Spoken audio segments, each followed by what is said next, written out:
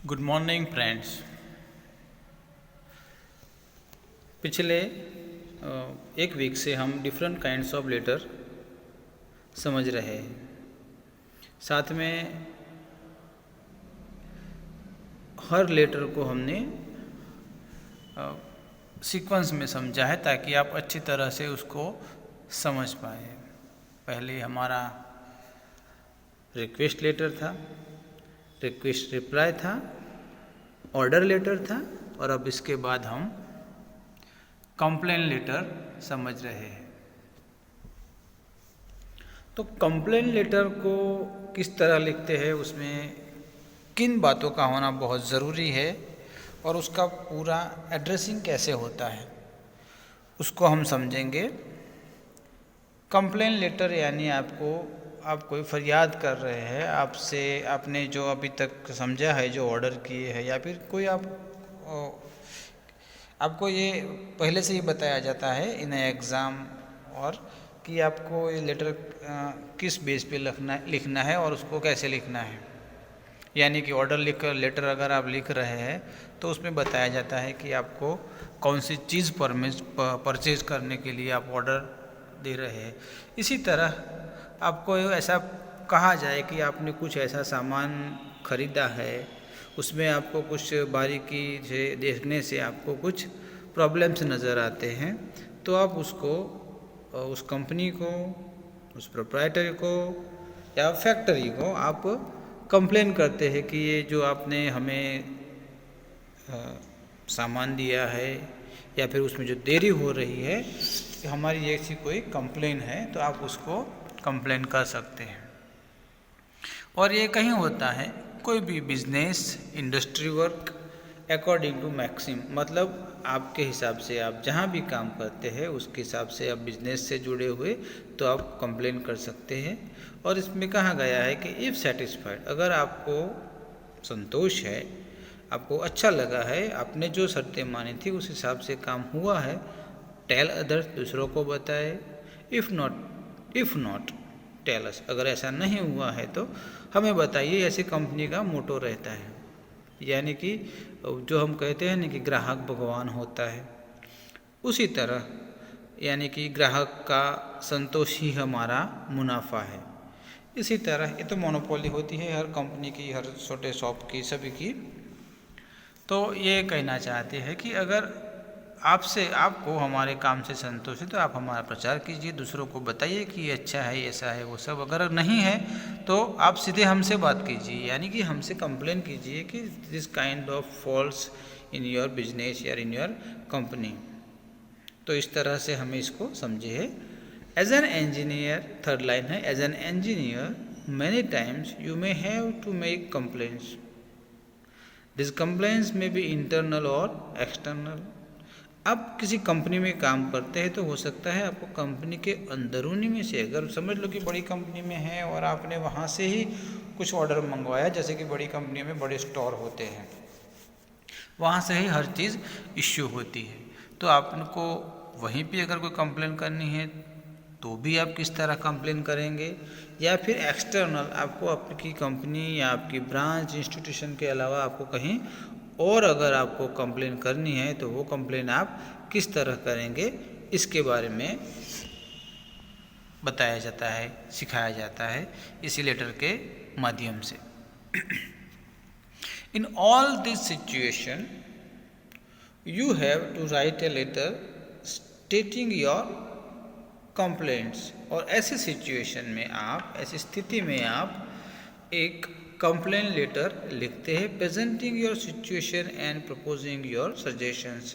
आप उसमें अपने जो कंप्लेन से रिगार्डिंग जो कुछ है वो आप लिख सकते हैं, साथ में आप सजेशन भी दे सकते हैं। ऐसा नहीं कि सिर्फ आप कंप्लेन ही कर रहे हैं। वैसे अलग से कोई सजेशन लेटर अगर आप होता है, बहुत सी कंपनी में होता है कि आपसे सजेशन मांगे जाते हैं, तो वो उसका अलग फॉर्मेट रहता है। हमें जहाँ तक हमारे सिलेबस से ताल्लुकात है तो हमें ये कंप्लेन लेटर ही समझना है। और inside the complain letter it is your, it is your duty to write something suggestion from your side. तो एक कंप्लेन लेटर लिखने के लिए इन बातों का होना ज़रूरी है। रिगार्डिंग ए प्रोजेक्ट, आपको कोई प्रोजेक्ट दिया गया है, you may have many complaints, अगर आपको उसकी से बहुत सी कंप्लेन है, this problem will be directed to your project head manager और योर सुपरवाइज़र। अगर आपको कोई काम दिया गया है प्रोजेक्ट के रिलेटेड और इससे रिलेटेड अगर आपको कोई कंप्लेन करनी है तो you complain directly your manager, kind of head manager of your project, and also you may right A complaint to your manager and proprietor of company also. When you write the complaint letter, give essential details. जैसे कि आपने order letter में भी हमने देखा था कि when you order, you have must write down your detail very clear. As well as when you write a complaint letter, give essential details as also fact and figure to point out your difficulty. आपको किस बात का problem हो रहा है, कहाँ क्या क्या तकलीफ़ हो रही है, जो भी दिक्कत हो रही है उसको आपको फैक्ट एंड फिगर्स, सत्य को आप पूरी तरह सामने रखेंगे, तभी जाके आपकी जो भी प्रॉब्लम है उसको सॉल्व आउट किया जा सकता है। Give a clear idea of an inconvenience और लॉस कॉज टू यू। आपको जो भी असुविधा हुई है उसका आपको क्लियरली से कारण बता देना है। साथ में आपको जो कुछ लॉस हो रहा है जिस ऑर्डर के मीडियम से, तो वो भी आपको ठीक से बता देना है। आस्क फॉर रिजनेबल कंपेंसेशन और सजेस्ट सुटेबल एडजस्टमेंट। कंपेंसेशन यानी कि मुआवजा होता है, अगर आपको कुछ नुकसान हुआ है उसके बदले में आप अगर कुछ उनसे मांगते हैं तो आप उसका कंपेंसेशन भी मांग सकते हैं। यानी रिजनेबल कंपेंसेशन यानी कि वाजिबी, कोई अगर आप ज़्यादा कोई कीमत हो गई है या फिर कुछ और बात हुई है तो आप उसके लिए सूटेबल एडजस्टमेंट करने की बात भी आप कंप्लेन में लिख सकते हैं। Your language must be polite and tactful. आप जो भी लैंग्वेज का यूज़ कर रहे हैं वो सरल और रिस्पेक्टफुल होनी चाहिए। Your complain must be clear, काम एंड कंसिडरेट। कंप्लेन ऐसी नहीं होनी चाहिए कि आपकी कंप्लेन को वो लोग बिल्कुल नदारत कर दें। कंसिडरेट होनी चाहिए कि यानी वो उसको कंपलसरी उनके लिए हो जाए कि इसको हमें नज़रअंदाज हम इसको नहीं कर सकते, हमें इसको ध्यान में लेना बहुत ज़रूरी है। तो ये क्या देखा हमने, आस्क फॉर रिजनेबल कंपेंसेशन और suggest suitable adjustment. Your language must be polite and tactful. Your complaint must be clear, calm and considerate. calm यानी कि सौहार्द या शांति या पीसफुल होनी चाहिए। उत्तेजित ऐसी कोई आप बात नहीं लिखेंगे जिससे सामने वाले को कोई बुरा लगे। तो ये सब इम्पोर्टेंट बातें हैं, यानी कि जब कुछ कई बार हमें बहुत बुरा लग जाता है तो हम जल्दबाजी में जो न लिखना हो वो लिख देते हैं। तो जब आप लिख रहे हैं तो इन बातों का खास ख्याल रहना है। ये सिर्फ एग्ज़ाम में आप लेटर लिख रहे हैं इसके आधार पे मैं नहीं बता रहा हूँ, मैं आपको पूरे लाइफ में आप किस तरह से इसको डील करते हैं इस आधार पे भी बता रहा हूँ। So clear and calm considerate. अब हमारा लेटर जो हमें लिखना है, पहले भी बताया था कि हमने सभी में सेम एड्रेस रखा है, किताब में भी यही एड्रेस दिया गया है और वहीं से लेटर लिया गया है। तो सेम एड्रेस से आपको समझने में बड़ी आसानी रहेगी। तो draft a letter of complain from Aroma industry about the delay in execution of the order for 200 industrial tools model number 142X।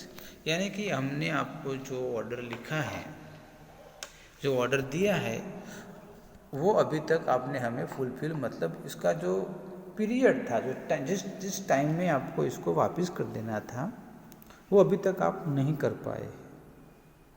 तो उसके लिए आप उनको कंप्लेन कीजिए कि ऐसा क्यों हो रहा है, या फिर आपकी जो भी डिले की वजह है वो हमें बताइए ताकि हमें भी किसी को जवाब देना है। We are also a responsible person for another groups. So it is your duty to write a complaint letter जहाँ से आप सामान अपना मंगवा रहे हैं। तो हमने अपना यहाँ एड्रेस रखा है द अरोमा इंडस्ट्री, जो हम पिछले 4 लेटर से लिखते आए हैं। अब अरोमा इंडस्ट्री जो है उसी ने ही ऑर्डर दिया था, अब वो कंप्लेन कर रही है। मतलब कोई भी हो, आपकी कोई भी कंपनी हो सकती है, वो कंपनी अब कंप्लेन कर रही है कि ऐसा क्यों हो, why delay about the delay in execution of the order for 200 industrial tools, ऐसा क्यों हो रहा है, इसके लिए आप अब एक कंप्लेन कर रहे हैं। हमारा एड्रेस बिल्कुल वही सेम है, अरोमा इंडस्ट्रीज़ 1453 JIDC जो हमने इंक्वायरी लेटर में लिखा था, वो एड्रेस हमने ऑर्डर लेटर में लिखा था, और वही अब हम अपनी ये कंप्लेन लेटर में लिख रहे हैं। और जिसको आप लेटर लिख रहे हैं उसका एड्रेस भी आपने लिखा है, the manager Zylon tool form, Zenith road, Mumbai. फिर उसमें आपने आपका सब्जेक्ट लिखा है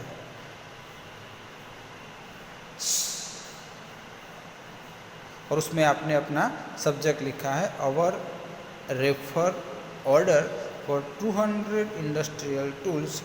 मॉडल नंबर आपने ऊपर जो बताया था वही लिखा है, डेट ऑन 20 जून 2020, यानी कि जिस दिन का आपने ये लेटर लिखा है उसी दिन की आपने उसमें एक तारीख बता दी गई।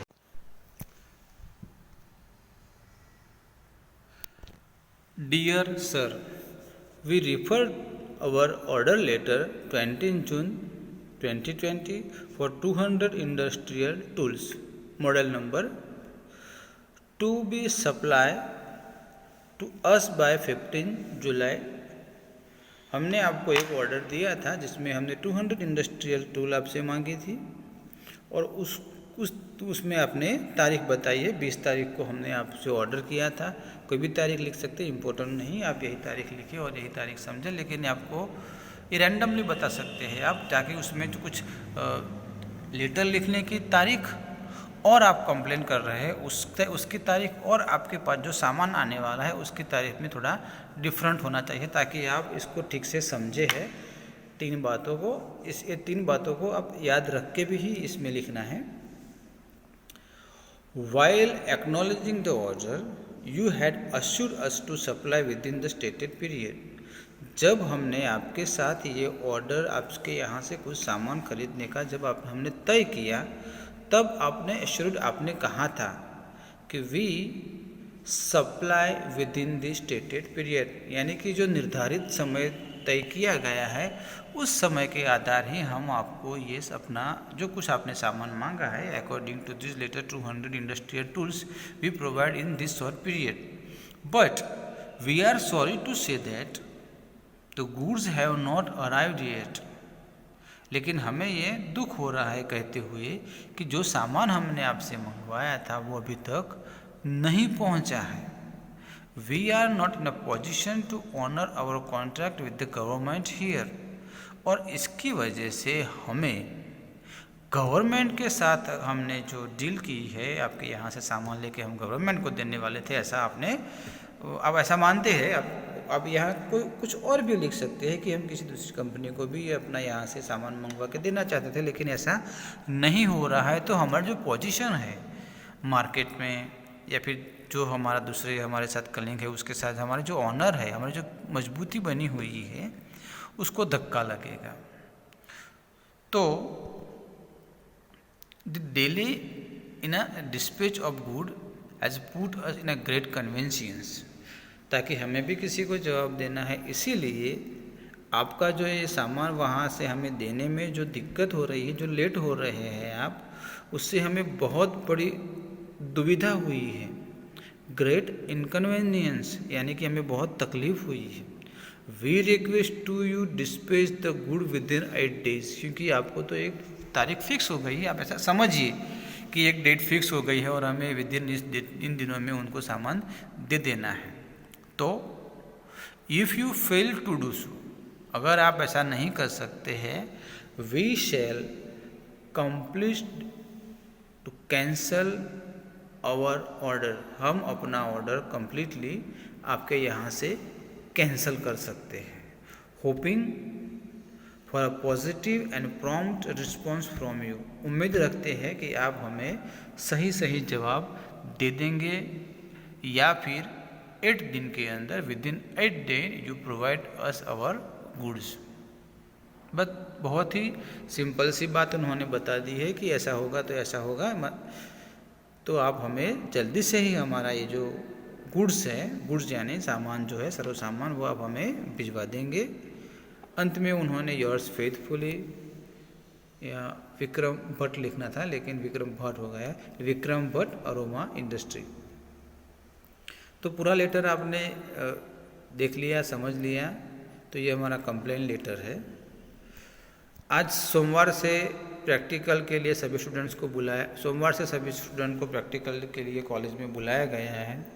जो स्टूडेंट आ सकते हैं अपने परिवार वालों की, अपने फादर की, पेरेंट्स की या किसी घर के बड़े व्यक्ति से परमिशन लेके कॉलेज में प्रैक्टिकल के लिए आ सकते हैं। साथ ही साथ उनको अगर किसी सब्जेक्ट में कोई प्रॉब्लम है तो उसका भी सॉल्यूशन यहाँ कॉलेज में हो जाएगा।